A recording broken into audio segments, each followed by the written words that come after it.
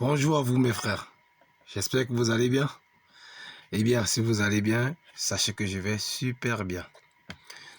Bon voilà, aujourd'hui avant de partager quelque chose encore avec vous, comme j'ai l'habitude de le faire dans mes vidéos, j'aimerais d'abord toutefois vous présenter mon concept, ma casquette SD, la lucidité, c'est-à-dire SD, c'est CD la lucidité.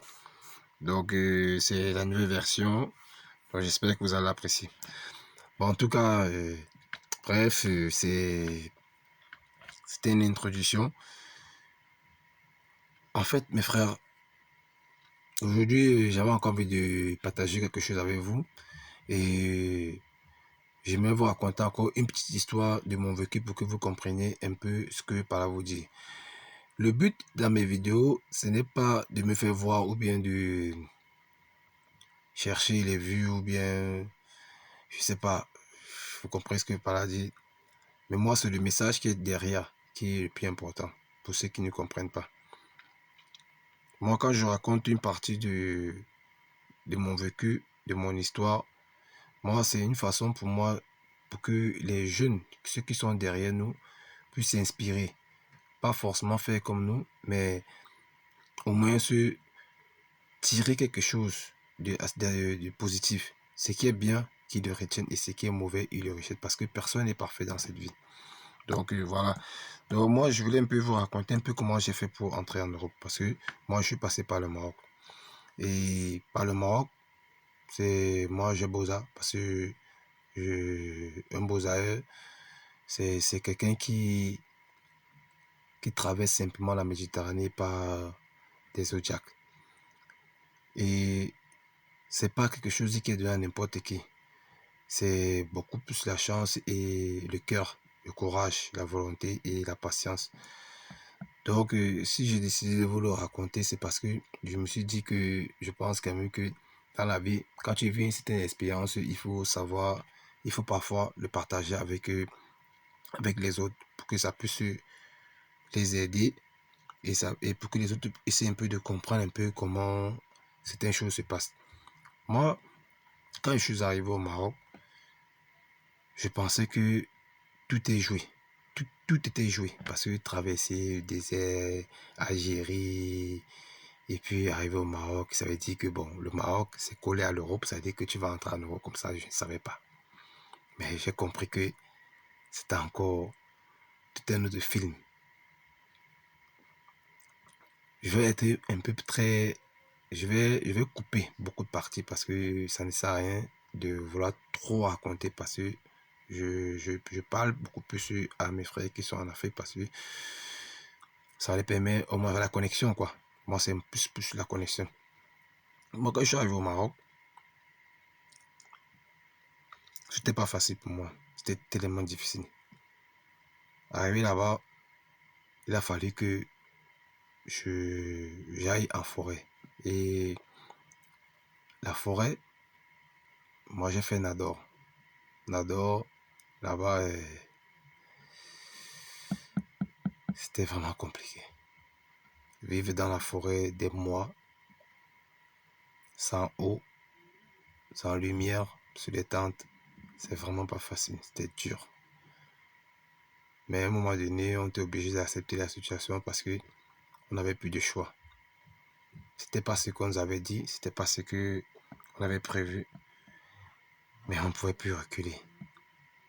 Vous savez, dans la vie, quand vous avez un certain, quand vous êtes fixé un certain objectif, ne reculez pas.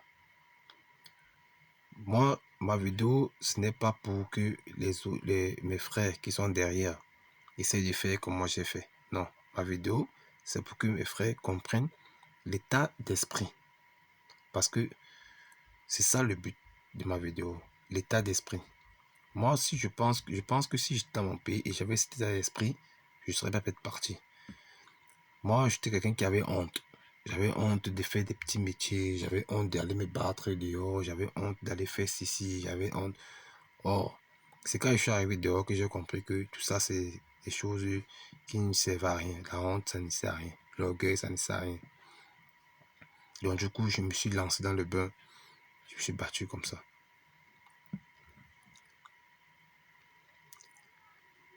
fait, quand je vous parle de mon histoire de la traversée, c'est pour vous dire que je ne me suis pas levé un matin en forêt et je suis parti traverser, non.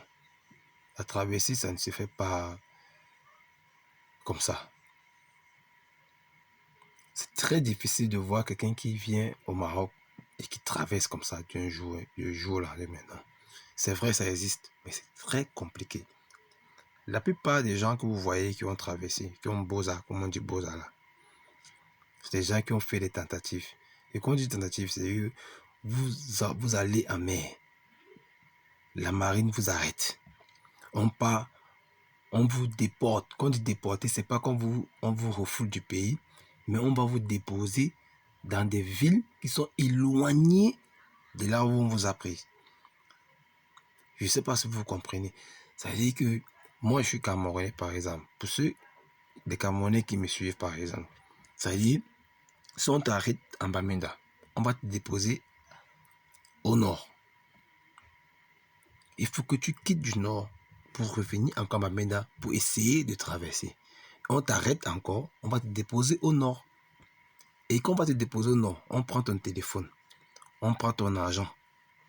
Tu t'amuses, on te casse un pied, on te casse une jambe, un bras, autant pour moi. Les dit, c'est les militaires. Moi, je l'ai fait 9 fois. 1, 2, 3, 4, 5, 6, 7, 9 fois. Qu'on m'a arrêté sur la Méditerranée. Chaque fois que j'essayais, je partais, on m'arrêtait, on me jetait. Mais je ne me suis jamais découragé parce que c'était mon objectif, c'était ma vision, c'est ce que je voulais. Et j'étais déterminé pour ça. Grâce à Dieu, j'avais au moins des gens, la famille, alhamdoulilah, qui essayaient de m'aider. Mais avant ça, je m'étais quand même battu là-bas pour travailler. J'étais chargeur, je travaillais dans les marchés, je portais les casiers de tomates, de fruits, les ananas et tout ça là, pour garder mon petit argent. Et puis, bon, la famille. C'est pour ça qu'on dit la famille. C'est très important dans la vie. Quand vous êtes en paix avec votre famille, vous êtes bien. C'est des gens, la famille, c'est vous ne pouvez compter sur la famille dans la vie quand vous avez vraiment des problèmes. Parce que les amis, le reste là, quand vous avez vraiment des problèmes, ils sont très peu qui peuvent vous tendre la main. Vous pouvez avoir des amis. 1, 2, maximum. Des vrais amis, si vous avez la chance. Mais le reste, c'est la famille, peu important. Mais avant que la famille vous aide, battez-vous d'abord. Moi, je suis battu à mon niveau, puis la famille m'a aidé. Et avec la chance, 9 fois dans la Méditerranée, on m'a arrêté. Allez recommencer. Ce travail, revenir encore. Vivre dans la rue, dormir dehors, démarrer de l'argent, clochard, devenir, comme on dit chez nous là, je suis devenu un fou en route. Mais je ne me suis pas découragé parce que j'avais un but. Je croyais en ce que je voulais faire. Je ne me suis pas découragé. Je suis arrivé par la grâce de Dieu, alhamdoulilah. La 10e tentative. C'est là où moi j'ai Boza. Et arrivé en Espagne, on m'a offert, je suis tombé sur une ONG qui a voulu que je reste dans une petite ville pour me battre, apprendre un métier et tout. Moi j'ai refusé, j'ai dit que moi je continue jusqu'à ce que je me suis retrouvé en France. En fait, bref, moi si je décide de parler de ça, c'est parce que quand moi je vois beaucoup de frères africains à la moindre occasion, quand ils tentent un truc, où ils essayent de faire quelque chose, ils se découragent du jour au lendemain. Laissez-moi vous dire que mes frères, le chemin de la réussite, c'est compliqué, c'est dur. Vous ne verrez jamais quelqu'un qui a réussi dans la vie qui vous dira que ça a été facile. tous vous raconteront toujours qu'ils sont battus, ils ont cru, ils ont été patients, ils ont échoué, ils ont essayé. Moi-même, je ne croyais pas avant. Moi-même, je n'acceptais pas ça. Parce que je n'avais pas ce mental dans ma tête. C'est quand je me suis retrouvé sur le terrain que j'ai compris beaucoup de choses. Donc moi, aujourd'hui, quand j'essaie de vous parler de ça, ce n'est pas pour me faire voir, comme je disais au début de ma vidéo, c'est simplement pour essayer de passer un message derrière, pour que vous compreniez que vous, mes frères africains, surtout vous, mes petits frères qui sont derrière, les jeunes, que dans la vie, vous n'obtiendrez rien, je dis rien, sans avoir coulé la sueur, sans avoir bara, comme les Ivoiriens disent. Bara, c'est de travailler à la sueur de son front. Rien. Ça vous prendra pas une semaine, 2 semaines, non. Pour arriver dans la vie, c'est des années. Les années 1, 2, 3, 4, 5. Et que tous les jours que tu as créé, tu suis ton objectif. Tu ne failles pas à ça. Chaque jour que tu as créé, tu ne baisses pas les bras. Tu crois en ce que tu veux. Parce que tu ne peux que devenir ce à quoi tu crois chaque jour et si tu travailles sur ça. Il n'y a rien. Il n'y a rien. C'est la volonté, c'est le travail, c'est la patience, la prière pour ceux qui sont dans les églises, pour ceux qui ont les foi dans les églises et tout ce qui va avec. Mais moi, je pense que la foi, c'est ce que tu crois dans ton cœur et tu accompagnes ça par ton acte, positivement. Moi, avant, j'étais un chrétien. J'ai été musulman même, parce que j'ai fait le Maghreb. J'allais prier dans les mosquées, chez les Arabes là, parce que nous on voulait gagner le travail.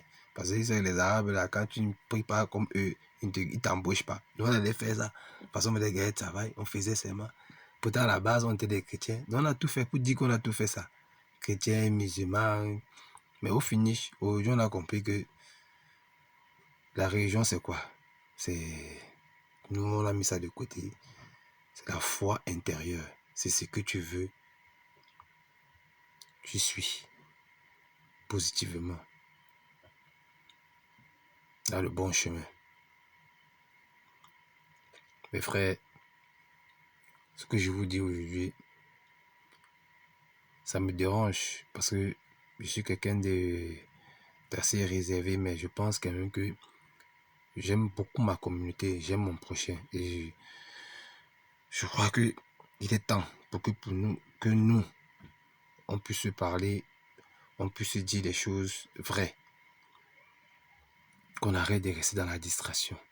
Parce qu'il est toujours facile pour nous, les Noirs, de parler des choses qui ne servent à rien.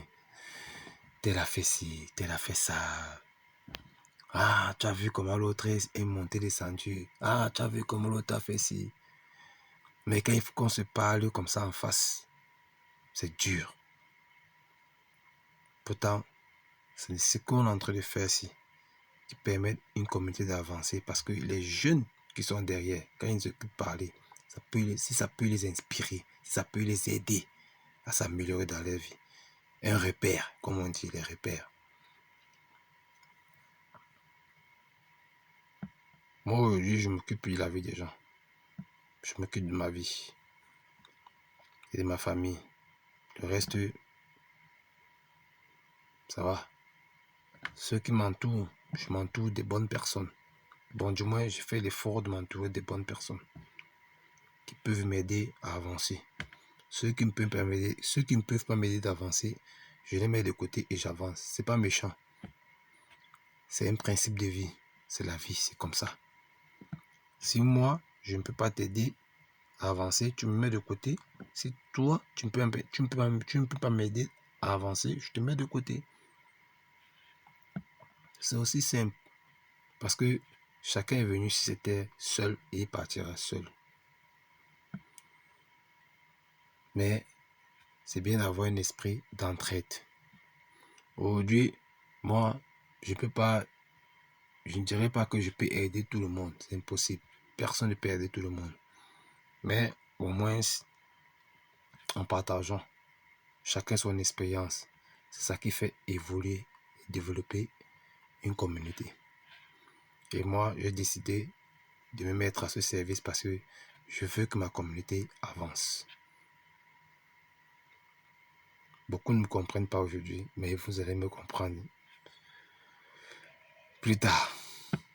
Bon, j'espère que vous allez comprendre ce que je vous ai dit aujourd'hui et de fond. Et je vais me résumer simplement pour vous dire que dans la vie, armez-vous de patience, de courage, de volonté, de travail. Prière pour certains. Pour moi, c'est la foi. Et il faut croire en soi. Et être confiant. Et croire en ses rêves. Si vous avez un rêve, ce n'est pas un hasard. Le Créateur a mis ça en vous parce qu'il sait que vous pouvez y arriver. Mais si vous ne le faites pas, c'est parce que vous avez baissé les bras. Croyez en vous. Moi, je me suis pas retrouvé où je suis parce que c'est le hasard. C'est parce qu'à un moment donné, j'ai décidé qu'il faut que ce soit comme ça. Je suis parti chercher. Et je ne suis pas encore arrivé. Tous les jours, on apprend. Tous les jours, on avance. Tous les jours, on se forme.